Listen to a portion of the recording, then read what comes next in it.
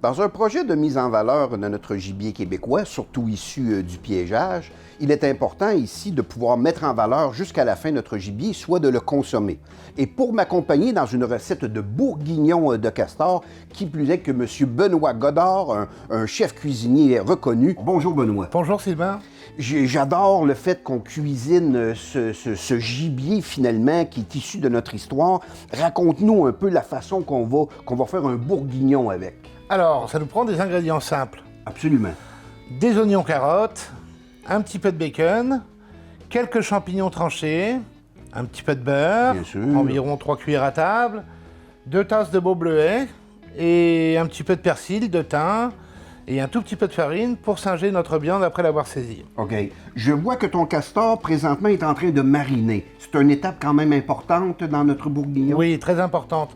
Après avoir dégraissé nos cuisseaux de castor, je les ai fait tremper dans de l'eau avec un peu de vinaigre. Ok. Environ 5 litres pour une tasse de vinaigre, je dirais. À la suite de ça, on désosse ces cuisseaux de castor pour faire des cubes à peu près d'1 pouce. Ça marche. Après ça, notre viande est prête, on la met dans un bol et on met l'équivalent de 3 tasses de vin rouge, à peu près un petit peu d'oignon, carottes, pour laisser ça une nuit au frigo, reposer bien tranquillement, de façon à ce que les effluves du vin et des épices aromates infusent bien notre viande. Alors Sylvain, nous allons commencer par faire chauffer notre sauteuse, OK, parfait. avec un petit peu d'huile et 3 cuillères à table de beurre. Avec une cuillère passoire de même, là, Ok. j'enlève mes cubes de viande avec de l'oignon, la carotte, le thym, Et tout ça va aller directement dans la sauteuse, comme pour faire tout de suite saisir. directement. OK. Ta viande a bien saisi, ça fait 4-5 minutes que tu la brasses. Exactement. On serait rendu à l'étape de quoi? Mettre ta farine? De singer notre castor avec la farine, Sylvain. Bon, C'est en ok. plein ça. Je te presse, je pense qu'il faut.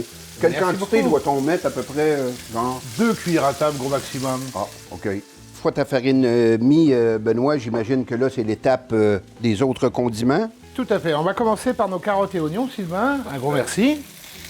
Et là, nous allons rajouter un petit peu de corps gras, à savoir du bacon. C'est pas qu'on Environ. met du bacon. Environ la moitié d'un paquet de bacon, là. OK. Soyons généreux. Non. Un peu de thym.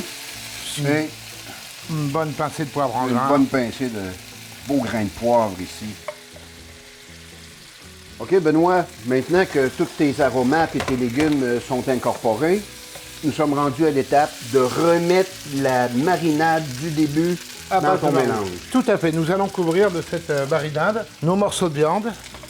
Alors, Benoît, si je regarde un peu le temps que ça l'a mijoté, est-ce qu'on serait rendu, comme par hasard, à peut-être incorporer nos derniers ingrédients? Absolument. Nous allons finaliser cette belle recette en y incorporant nos 2 tasses de bleuet. On met les champignons, évidemment, à toute fin, parce qu'on veut quand même qu'ils restent entiers dans la recette. Tout à fait, tout à fait. Parce que là, il a bien mijoté, on a respecté le temps que tu nous as proposé. C'est exact. Et là, maintenant, il est temps de dresser notre assiette. Tout à fait. On voit que le thym s'est bien détaché, les morceaux de champignons. Bien, Benoît, le mot de la fin? Un castor cuisiné à la bourguignonne, grâce à toi. Bien content que tu aies accepté l'invitation. Merci Sylvain. J'ai pas le choix d'y goûter. Évidemment. Hein? Évidemment. Oh, soda, et c'est tendre en plus. Délicieux. Merci beaucoup Sylvain.